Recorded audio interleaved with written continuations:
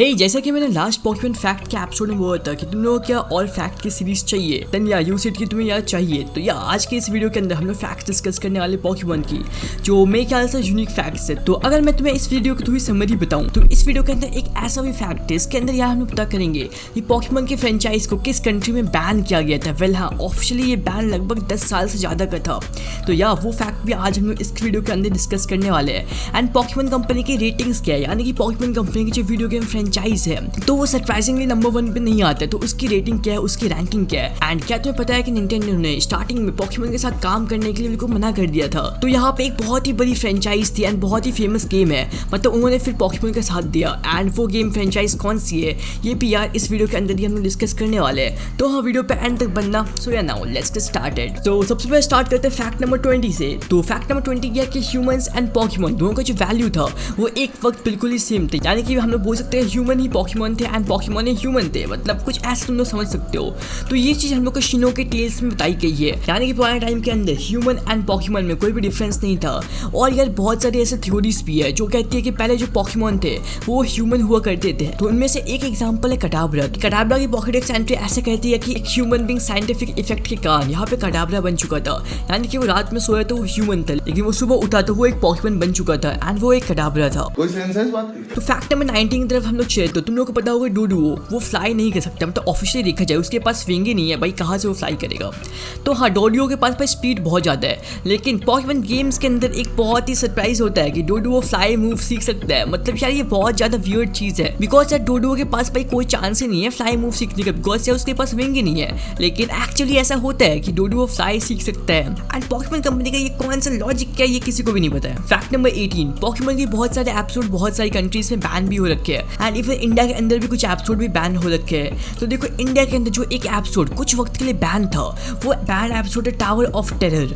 And देखो वो episode क्यों बैन हुआ था, तो टावर ऑफ टेरर वो एपिसोड जब एयर होने वाला था तब उसी सब टाइम में टेररिस्ट अटैक हो चुका था। मतलब तुम्हें अगर 26/11 की वो टेररिस्ट अटैक याद है तो हाँ, वही सब टाइम में यहाँ पे ये एपिसोड एयर होने वाला था इंडिया के अंदर, लेकिन इस एपिसोड को कुछ टाइम के लिए इंडिया के अंदर बैन कर दिया गया था ताकि टेररिज्म प्रमोट ना हो। एंड ये चीज ऑफिशियली सेंसर बोर्ड ने बैन किया था एंड इंडिया के अंदर पॉकीमोन के बहुत कम ही एपिसोड बैन हुए, लेकिन ये एपिसोड उन एपिसोड में से एक था। फैक्ट नंबर 17, प्रोफेसर ओक सिर्फ और सिर्फ प्रोफेसर नहीं है। पॉकीमोन रेड एंड ब्लू के गेम के अंदर ऐसा कोड किया गया था कि प्रोफेसर ओक सबसे स्ट्रॉन्गेस्ट ट्रेनर थे रेड एंड ब्लू गेम्स के अंदर। प्रोफेसर के पास उस गेम के अंदर ऑलमोस्ट लेवल 100 के पॉकीमोन्स थे, मतलब रेड एंड ब्लू के गेम्स के अंदर किसी पॉकीमोन ट्रेनर के पास 100 लेवल के पॉकीमोन नहीं थे, एक्सेप्ट जो गेम खेल रहा है उसके अलावा, बिकॉज यार वो तो कर ही सकता है ना, वो तो एक अलग बात है। तो इन सिंपल वर्ड अगर मैं तुम लोगों को समझाऊं तो professor oak Pokemon red and blue के अंदर सबसे स्ट्रॉन्गेस्ट ट्रेनर थे। Fact number 16, valor and ditto. यार देखो साइज में कितना बड़ा डिफरेंस है दोनों में, लेकिन ये दोनों पॉकीमोन एक्चुअली ब्रीड कर सकते हैं एंड एग प्रोड्यूस कर सकते हैं। और तुम साइज कंपैरिजन देख सकते हो, वेलोर कितना बड़ा है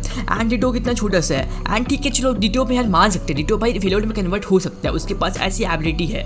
लेकिन एक और बहुत ही सरप्राइजिंग बात है, वेलोर इतना बड़ा पॉकीमोन है एंड डिगलेट, हाँ तुमने सही सुना डिगलेट, तो यार डिगलेट और वेलोर भी ब्रीड कर सकते हैं। अब भाई मुझे ये समझ नहीं आ रहा ये कौन सा लॉजिक हुआ, मतलब यार ठीक है डिटो को मैं मानता हूँ, डिटो भाई कन्वर्ट हो सकता है फिर वेलोर में, लेकिन डिगलेट क्यों यार। पॉकीमोन कंपनी ने इस लॉजिक को क्या ही नशे में बनाया है। Fact number 15, Pokemon video game world championship तुम्हें पता ही होगा, तो उसके अंदर जो प्राइस पूल है, यानी कि जो अगर जीतता है तो उसको मिलता है $10,000, जो एक्चुअली बहुत ही बड़ा अमाउंट है। लेकिन तुम्हें क्या पता है ये पॉकीमोन TCG में, मतलब ट्रेडिंग कार्ड गेम में, उस चैंपियनशिप में जो जीतता है तो उसको ऑफिशियली मिलता है $25,000। और अगर मैं $25,000 को इंडिया करेंसी के हिसाब से देखें तो वो होता है 18 लाख। तो अगर कोई ट्रेडिंग कार्ड गेम चैंपियनशिप जीतता है तो उसको 18 लाख रुपीस मिलते हैं। एंड किसी भी एनिमे गेम्स के हिसाब से ये जो प्राइस पूल है ये सबसे बड़ा प्राइस पूल है। फैक्ट नंबर 14, तो यार देखो सऊदी अरेबिया एक ऐसी कंट्री थी जिसने पॉकीमोन की फ्रेंचाइज को पूरे 10 साल से भी ज्यादा के लिए बैन किया था। इस कंट्री ने 15 साल के लिए बैन कर दिया था पॉकीमोन की पूरी फ्रेंचाइज को। 2001 से 2016 तक पॉकीमोन फ्रेंचाइज बैन था इस कंट्री के अंदर। तो वहाँ के जो ग्रैंड मुफ्ती थे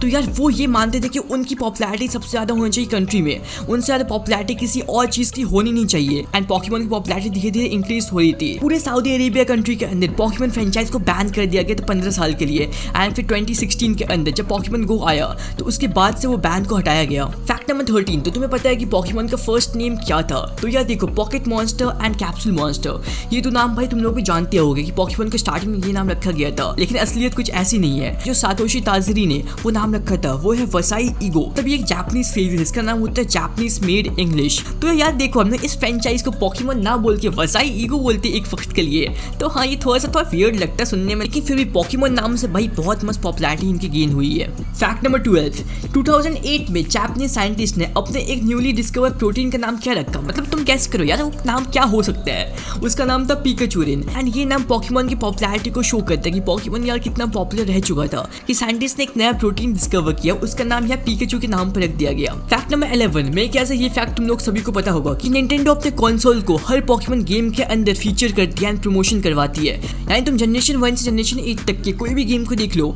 उसके अंदर निंटेंडो का हर कंसोल तुम्हें देखने को मिलेगा, चाहे वो गेम बॉय एडवांस हो या निंटेंडो स्विच हो। मतलब निंटेंडो का हर कंसोल है वो तुम्हें पॉकीमोन गेम्स के अंदर भाई कहीं ना कहीं तो मिल ही जाएगा। निंटेंडो वाले बहुत तेज हो रहे हैं, ये तरीका उन्होंने लगाया प्रमोशन करने के लिए। फैक्ट नंबर 10, तुमने क्रिप्टो करेंसी के बारे में सुना ही होगा। अगर मैं क्रिप्टो करेंसी तुम्हें एग्जांपल दूं तो तुम बिटकॉइन उसको मान सकते हो, लेकिन 2001 के अंदर पॉकीमोन डॉलर नाम का भी एक क्रिप्टो करेंसी बनाया गया था। अब वो अलग बात है कि उस टाइम क्रिप्टो करेंसी की वैल्यू उतनी ज्यादा नहीं थी, लेकिन अगर ये पॉकीमोन डॉलर अभी भी पॉपुलर रहता तो इसकी वैल्यू बहुत ऊपर जा चुकी होती, लेकिन अनफॉर्चुनेटली ऐसा नहीं हुआ। फैक्ट नंबर 9, तो यार पॉकीमोन के अंदर सेंसरशिप होती है। तुम्हें पता है कि तुम्हें बहुत सारे पॉकीमोन के एपिसोड बैन होने के लिए मिल जाते हैं, लेकिन फूड सेंसरशिप भी होती है। मतलब यार पॉकीमोन के अंदर जो खाना दिखाया जाता है उनका भी इंग्लिश डब के अंदर भाई नाम बिल्कुल ही चेंज कर दिया गया। तो देखो, जापानीज डब के अंदर ब्लॉक के पास जो राइस बॉल्स होते हैं उनको इंग्लिश डब के अंदर डोनट्स बना दिया गया। अब देखो यार, ये भी कोई लॉजिकल वे नहीं है नाम को चेंज करने का, बिकॉज ये भी भाई बिल्कुल ही सेंस ही नहीं बनाती है। फैक्ट नंबर 8, तो अगर तुम पॉकीमोन गेम्स खेलते हो तो तुम्हें गेम फ्रीक तो भाई पता ही होगा। तुम्हें पता है कि गेम फ्रीक स्टार्टिंग में वीडियो गेम नहीं बनाता था। गेम फ्रीक क्या करता था? तुम लोग गेस करो, बस गेस करो। गेम फ्रीक मैगजीन्स को सेल करता था, मतलब हाँ गेमिंग मैगजीन्स को गेम फ्रीक बनाता था एंड प्रोड्यूस करता था। एंड उसके अराउंड 10 साल के बाद गेम फ्रीक की कंपनी वीडियो गेम्स बनाने लगी। फैक्ट नंबर 7, तो एनिमे और गेम्स के अकॉर्डिंग भाई तुम लोग इससे भी एग्री करोगे, तो बहुत सारे जो मेन प्रोटैगनिस्ट होते हैं उनके जो डैड होते हैं ना वो नहीं होते हैं। मतलब गेम्स के अंदर अगर देखा जाए तो रूबी सफायर के अंदर जो हम लोग का मेन प्रोटैगनिस्ट होता है तो वो इकलौता ऐसा कैरेक्टर होता है जिसके डैड पॉकीमोन गेम्स के अंदर एग्जिस्ट करते हैं, मतलब जो मेन प्रोटैगनिस्ट है। एंड हम लोग सेम ऐसा एनिमे के अंदर भी मान सकते हैं। एंड यार ऐश के डैड का क्या हो गया? ऐश के डैड को क्या कभी शो किया जाएगा एनिमे के अंदर? लेट्स सी ऐसा होता है कि नहीं। बाय द वे, तुम लोग क्या ओपिनियन है ऐश के डैड के ऊपर? तुम लोग मुझे कमेंट से पक्का बताना। फैक्ट नंबर 6, तो पॉकीमोन गेम्स के अंदर तुम लोगों ने यार बाइसाइकिल तो देखा ही होगा, भाई सभी ने यूज किया होगा, लेकिन पॉकीमोन गेम्स के अंदर बाइसाइकिल की जगह पे स्केटबोर्ड आने वाला था। बट यार ये आइडिया क्यों ड्रॉप किया गया इससे कभी भी कंफर्मेशन नहीं आया। लेकिन अगर मैं अपने ओपिनियन बताऊं तो मेरे ख्याल से स्केटबोर्ड ज्यादा कूल रहता है as compare to bicycle, because हाँ वो थोड़ा सा इंटरेस्टिंग बनाता है गेम्स को। Fact number 5, coughing and wheezing बहुत सारे स्मोक प्रोड्यूस करते हैं, लेकिन इनका जो इनिशियली नाम होने वाला था वो NYNLA होने वाला था, जिसका अगर मैं फुल फॉर्म बताऊं तो वो है New York and Los Angeles. Because यार देखो, ये जो दो सिटीज है वो सबसे ज्यादा स्मोक प्रोड्यूस करती है एंड कॉफिंग एंड वेसिंग के साथ भी सेम केस है। बट हाँ पॉकीमोन कंपनी को इसके राइट्स नहीं मिले, जिस कारण से इन्होंने इनका नाम फिर चेंज कर दिया। फैक्ट नंबर 4, पूरे वर्ल्ड के अंदर Pokemon franchise number 1 video game selling franchise बन सकती है, लेकिन अभी फिलहाल वो नंबर 2 पे। तुम्हें पता है कि नंबर 1 पे कौन है? तो नंबर 1 पे मारियो के फ्रेंचाइज। तो हाँ दोनों ही भाई एक दूसरे को बहुत मस्त टक्कर दे रहे हैं, बिकॉज दोनों ही अपने नए नए गेम्स यहाँ पे इंट्रोड्यूस करवा रहे हैं। लेकिन ऐसा प्रेडिक्शन है कि पॉकीमोन फ्रेंचाइज बहुत जल्दी मारियो क्रॉस कर लेगा। तो हाँ देखते हैं ऐसा कब तक होता है। फैक्ट नंबर 2, तो टाइम मैगजीन सबसे पॉपुलर एंड सबसे बड़ा मैगजीन है हम लोग के वर्ल्ड के अंदर। देन पॉकीमोन ऐसा इकलौता